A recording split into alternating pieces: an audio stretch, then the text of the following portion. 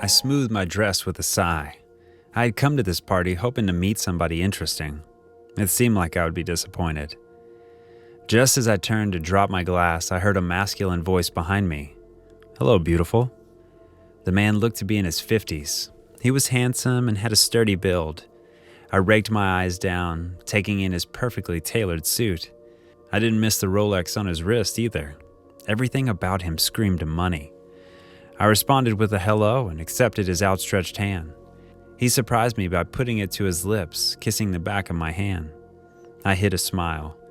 Thankfully, someone interesting. We made small talk. When I found out that he was the owner of RY Technologies, one of the leading tech firms, my ears perked up. I pushed the fact that he was older by almost 3 decades to the back of my mind. He collected my number during the party and called me the next day. He told me he just wanted to spend time with me. He took me shopping and stayed in the waiting room as I tried on dress after dress. I was floating on cloud 9. A girl could definitely get used to this. Throughout the week, he treated me to various sights and experiences. We went for jewelry shopping and he pampered me with whichever ornament I put my finger on. He was very attentive too, listening as I told him about myself. I told him I was an only child. My parents were living in another state and I only visit them during holidays. "Move in with me, Ashley," he said, one hand wrapped around my wrist. I appeared to think about it for a few minutes, laying my head on his chest. Inwardly, I was screaming with joy. "Okay, Pablo." He showed me the kitchen, but explained that I didn't have to exert myself. He had people who worked for him and took care of all his needs. His workers' quarters was somewhere else in the compound. The basement was off limits. When I asked him why, he said personal reasons. I shrugged. If he had secrets, it was none of my business. His driver drove me to work the next day, and I drank in the shocked expressions of my workmates. Yes, I'm rich now. I worked with a publishing company as an assistant editor. I sat at my desk plotting. If possible, I would make Pablo take me shopping again and buy me enough shoes to last me a lifetime. If I could make him buy me a car, it wouldn't be too bad. Then I would leave him. I was 27. I couldn't stay with an old man. I grinned as I resumed work. I had stayed with Pablo for 3 weeks. Before long, I started to get curious about the basement. No one went in except him, not even the workers. He would slip out of the bed when he thought I was asleep and go for about 2 to 3 hours. I didn't know exactly when he came back because I was usually asleep by then, no matter how hard I tried to stay awake. It was a Saturday, and Pablo was out for a business trip. I stood at the top of the basement stairs, biting my bottom lip. I tried the door handle. Locked. I let out a breath, removed a pin from my hair, and put it in the lock. Luckily, those YouTube videos come in handy. After rummaging for about 2 minutes, I was about to give up when I heard a successful click and eased the door open. I went down the stairs with some trepidation. It was dark and smelled awful. I flipped the switch and my legs gave out as I took in what was before me. There was a man with wires in his head. The wires were connected to a machine that showed data charts. He opened his eyes and he looked at me. When he saw me, tears slipped from his eyes. "Help!" "What?" I swallowed. "What's the meaning of this?" He told me that Pablo was keeping him for crazy experiments. His firm, RY Technologies, had been secretly trying to install microchips into human test subjects. They wanted to fuse humans and tech. They believed it could be a huge breakthrough, except that the people they had used till then had all malfunctioned and died. They had a secret research facility, but sometimes 1 or 2 subjects were also tested at this makeshift facility at Pablo's house. "They've done monstrous things," he shuddered. "I had things put in and out of me so many times that I lost count." I heard tires on the driveway and I gasped in fear. I ran up the stairs and quickly shut the door. Where was my phone? I found my phone just as the door opened. I quickly smoothed my features and smiled as Pablo came in. "Did your business trip get canceled?" I asked, looking concerned. He nodded and gave me a kiss. He went upstairs to shower and I ran to the kitchen, trembling. I dialed 911. Once the call connected, I cried into the phone, telling them to send the police. I was in the hands of a monster, I said. They asked for the address and I gave it to them, asking them to hurry. Who were you talking to? I jerked at the sound of Pablo's voice. I dropped my phone on the counter calmly and turned to face him. I told him I was talking to myself. He shook his head amused and led me out of the kitchen. Don't look towards the basement. Don't look, I said to myself. Pablo looked towards the basement, seeing lights under the door. I forgot to put off the lights. I had no plan in my mind, but when he turned around to look at me, I turned away from him and ran, pumping my arms wildly. He crashed into me after a few steps, tackling me to the floor. I had forgotten how fit he was. You had no business snooping in what doesn't concern you, he growled. I can't let you go now. I'm sorry. My face paled. He carried me down to the basement, ignoring my kicks and punches. I screamed all the way down. His breathing was rough as he tied my hands together. The man hooked into the machine looked at me sadly as I struggled. Pablo injected me with a strange blue liquid and I screamed at the violation. We heard the sirens of the police and I sighed in relief. You called the police?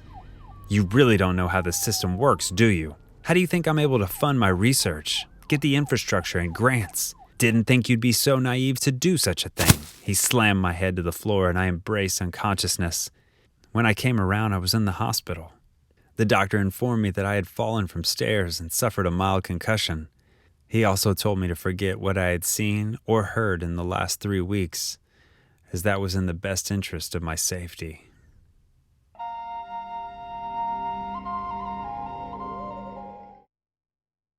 My name is Peter and I am 27 years old. By this age, you might think that I would have my life together, that I would have a steady, normal 9-to-5 job, that I would have my own place, and that I would think about having a family of my own. Yeah, that may be the traditional route that so many guys take, but not me. See, since I was just a small kid, I got compliments on my looks. To keep it short, I always look good.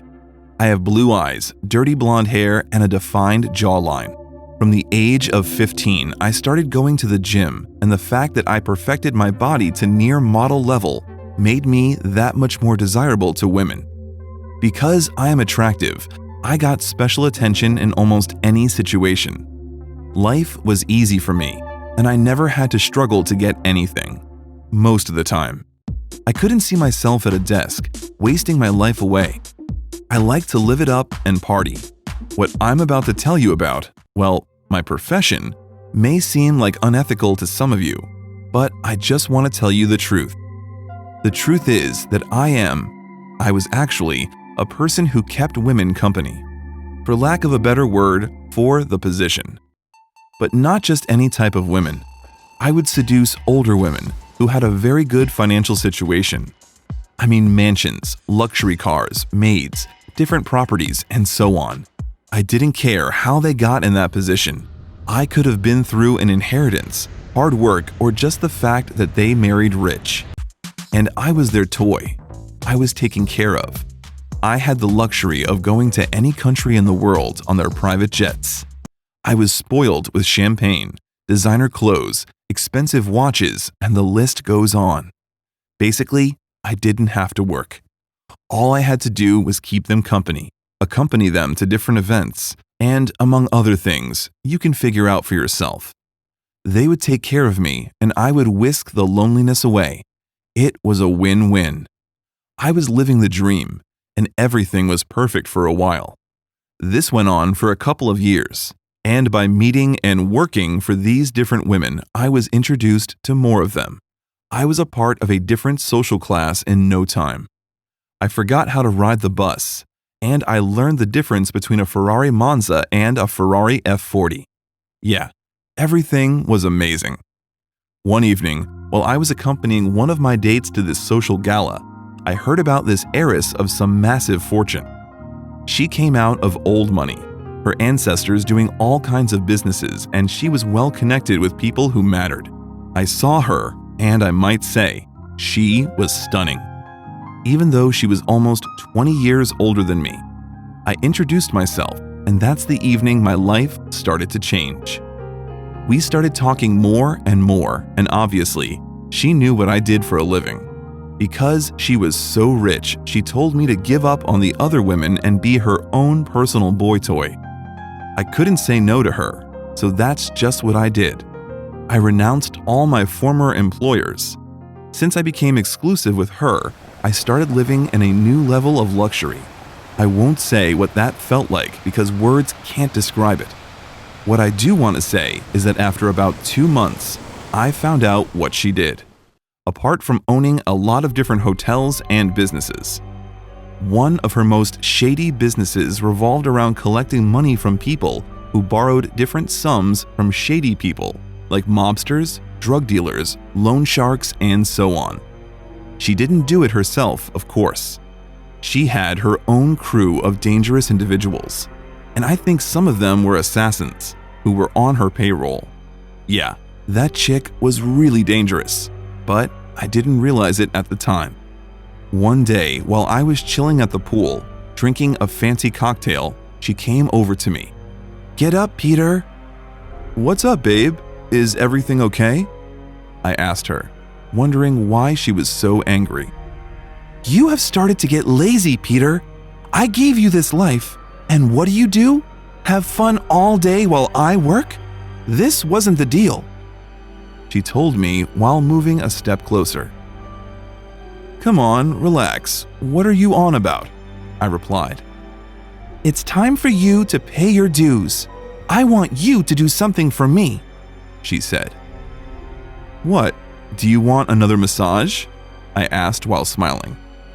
"I want you to kill someone," she said without showing any emotion. In that moment, I dropped my drink. I could not believe what she was saying. "Are you for real?" I asked her. "Yeah." "You know I'm not going to do that, babe," I told her. And at that moment, she snapped her fingers and 2 massive henchmen of hers came to me, and one of them took out a big knife. She took the knife from him and sat down on my chair. Then, slowly, while looking into my eyes, she put the knife on my willy. "Are you sure you won't do it, Peter?" she asked me without breaking eye contact. At that moment, my heart was racing. I didn't know how to react, so to save myself, I agreed to kill that person. She then smiled and gave me a peck, saying that she'll give me the details later. After about 2 hours, she told me who I had to kill and where that person lived. "But why do you want him dead?" I asked her while my voice was shaking. "That's none of your business. Just do it. It's for your own good." That's the only response I got from her. Later in the night, a car dropped me off at the house. The henchman gave me a gun and just left me there. I tried to sneak into the house, walking slowly close to the wall. I eventually got in through the back door.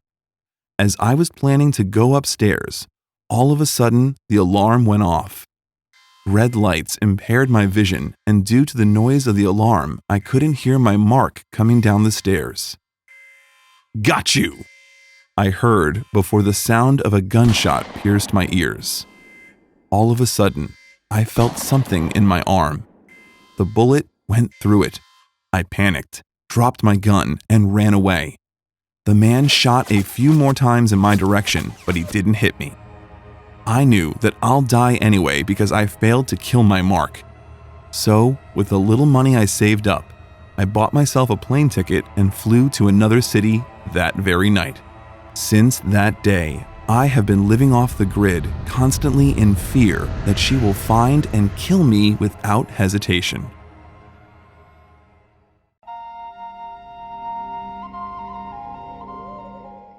Death is a horrible thing, especially when it happens to someone close to you. It can affect you deeply. I remember my grandfather, which was a very serious businessman.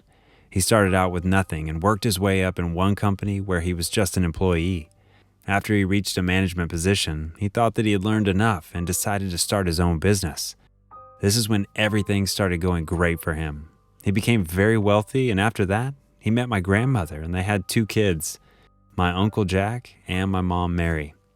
When I was 19, my parents got into a terrible car accident and I was left alone in the world. But I was over 18, so I needed to take care of myself. My grandfather, being alone, since my grandma died when I was young, wanted me to come live with him, but I told him I wanted to make it on my own, just like he did. He was proud of me, and we always had a strong bond.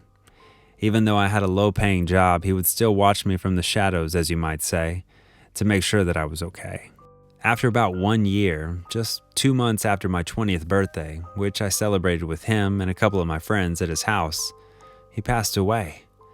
I knew that he had cancer for a couple years, but he looked good and didn't have any pain.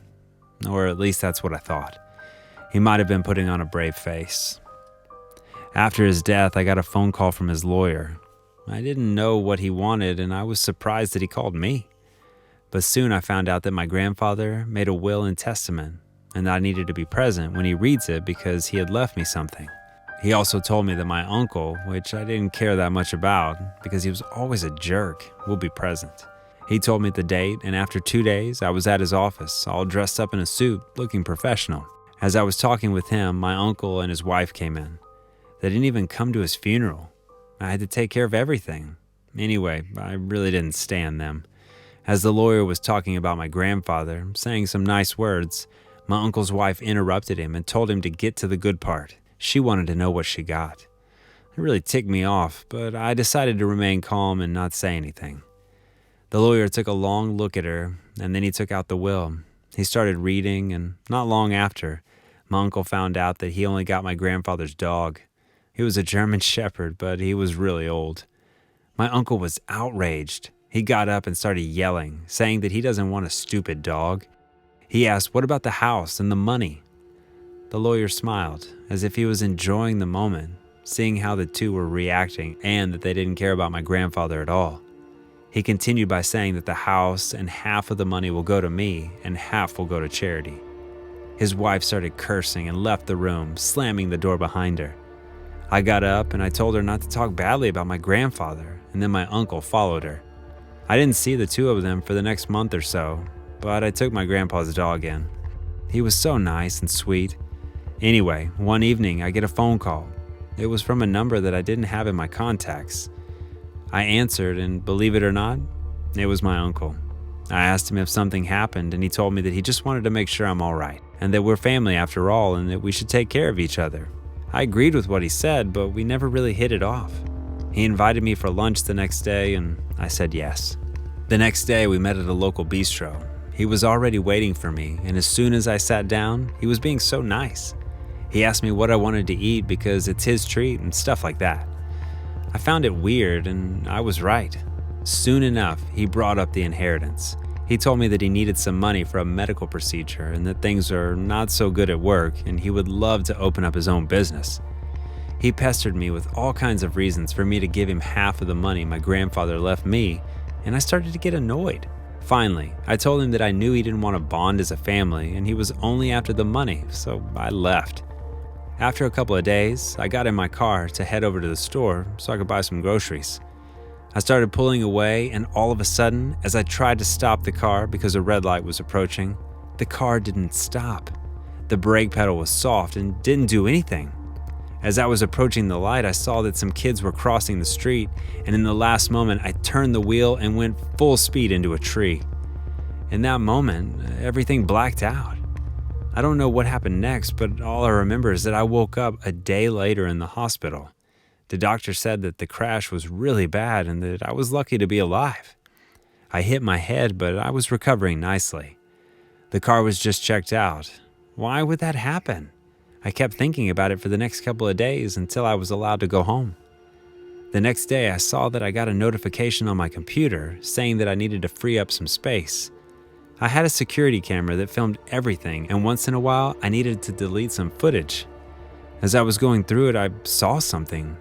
There were two people, one night before I had my crash in my driveway, doing something to my car. I didn't know who they were because they had masks on, but after that, they cut my brakes.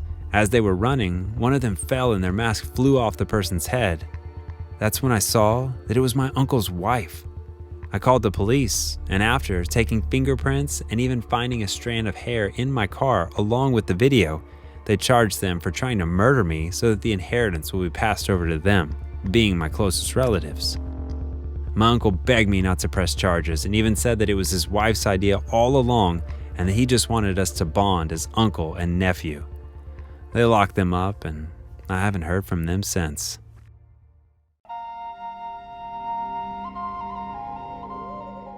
Friends. Who needs them, right? To be honest, I don't have many friends right now.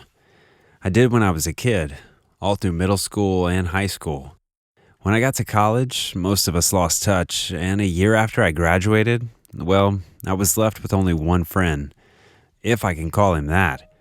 His name is Doug, and I've known him for basically all my life. We've been friends for the last 20 years, and we did everything together.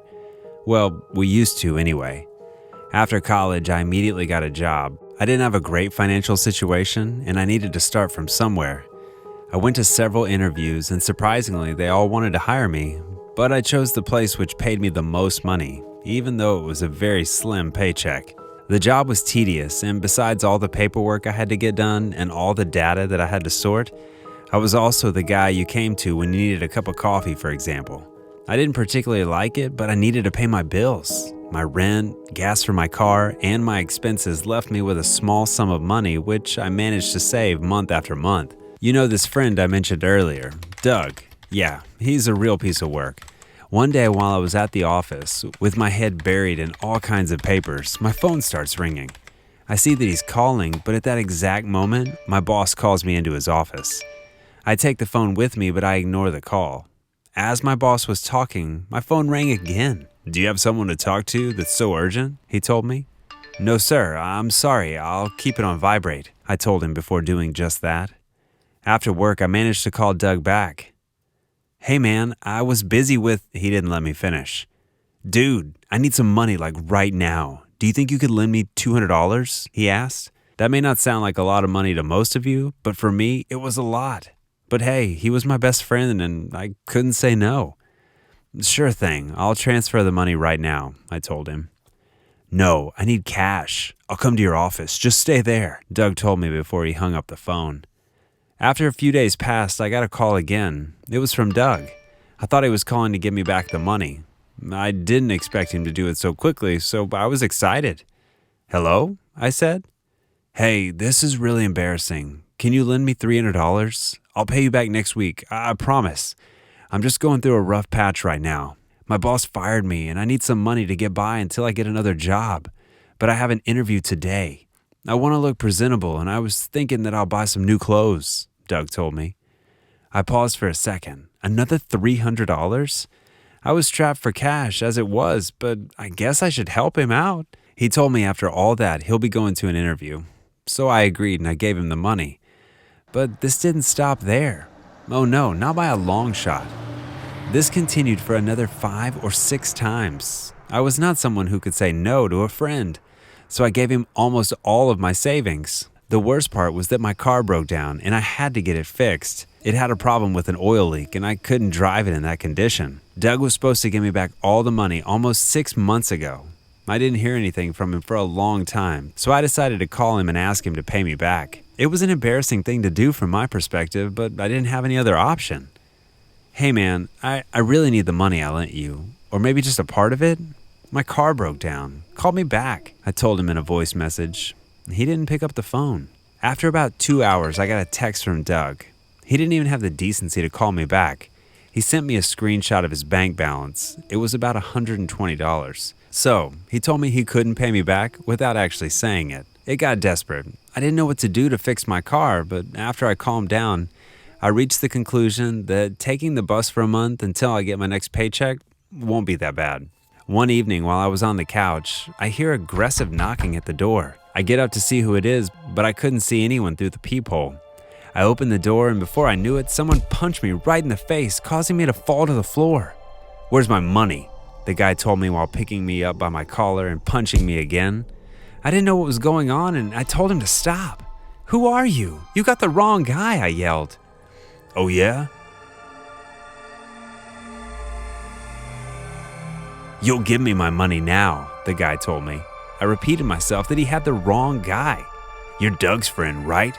Yeah, I found out that Doug owed some dangerous people a lot of money. Also, the guy told me that Doug was a real party animal, spending everything he had on drugs, gambling, alcohol, and women.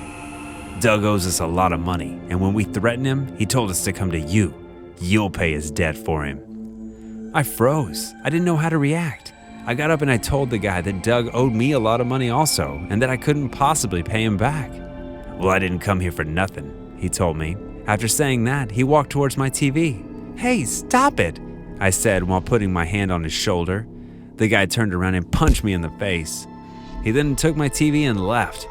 There I was, sitting on the floor with a bloody nose and lip, a black eye, without any money and without my TV. Eventually, I managed to get by. I ate only potatoes and bread for the next month. I fixed my car, and after another month, I managed to buy a new TV. I never talked to Doug until 6 months later. I got a notification that the money I lent him were transferred into my account, but the owner of the person who sent it was a woman. Through mutual friends, I found out that Doug got a new girlfriend. She was loaded, but she treated him poorly, like a slave. And the only reason why he stuck around was for the money.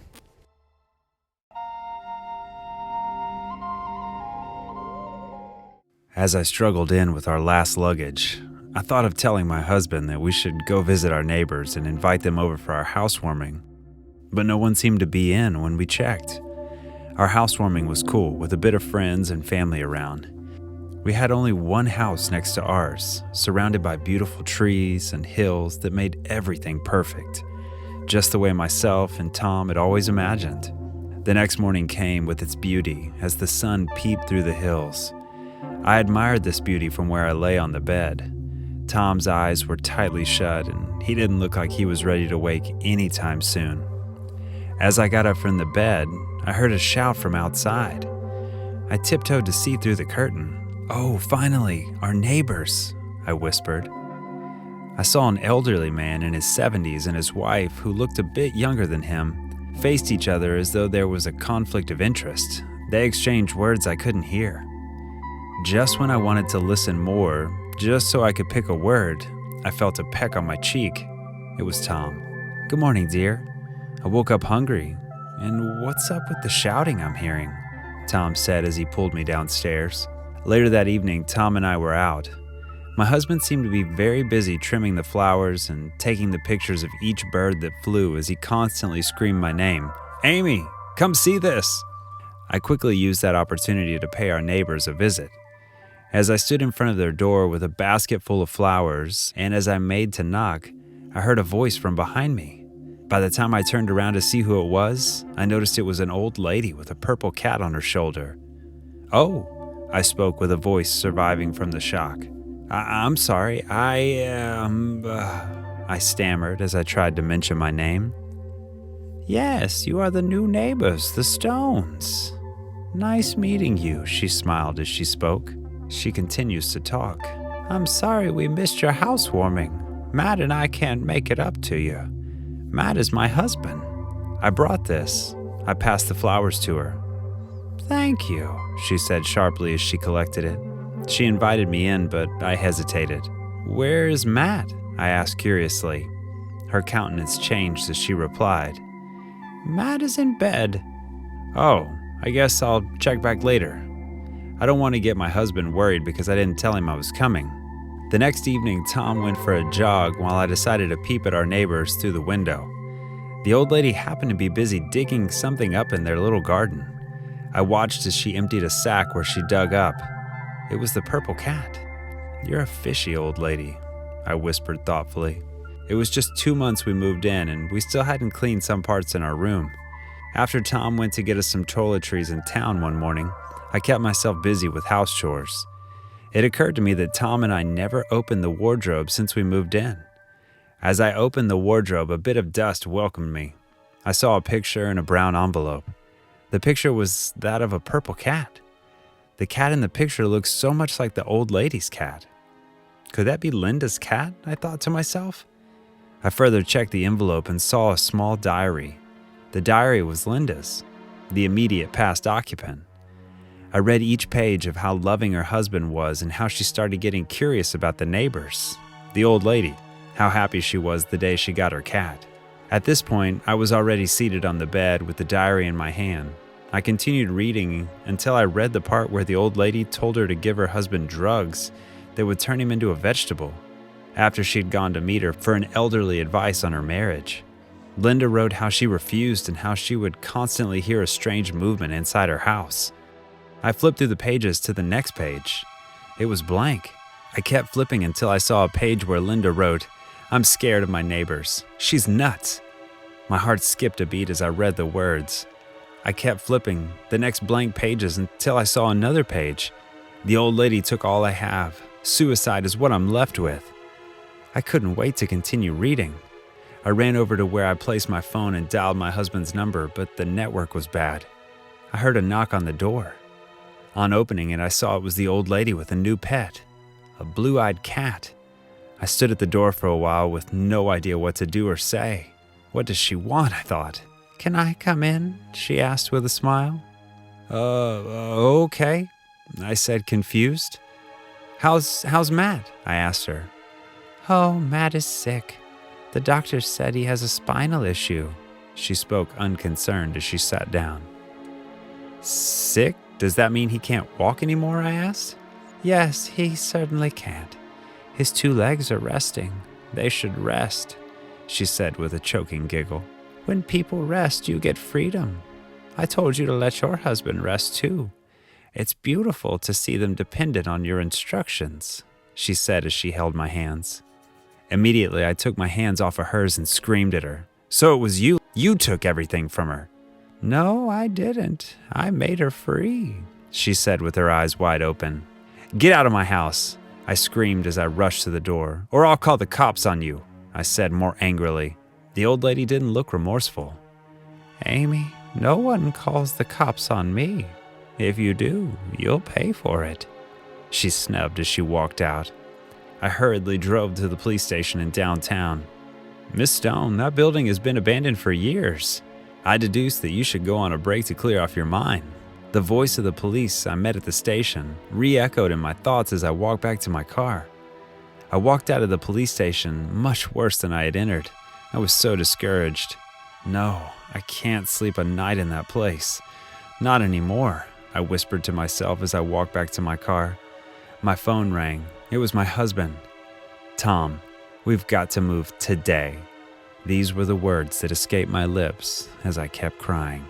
Tom came over to where I was at the station's parking lot. I showed him the envelopes containing the diary. We called a house agent who immediately fixed us up another space in town. We moved out that evening.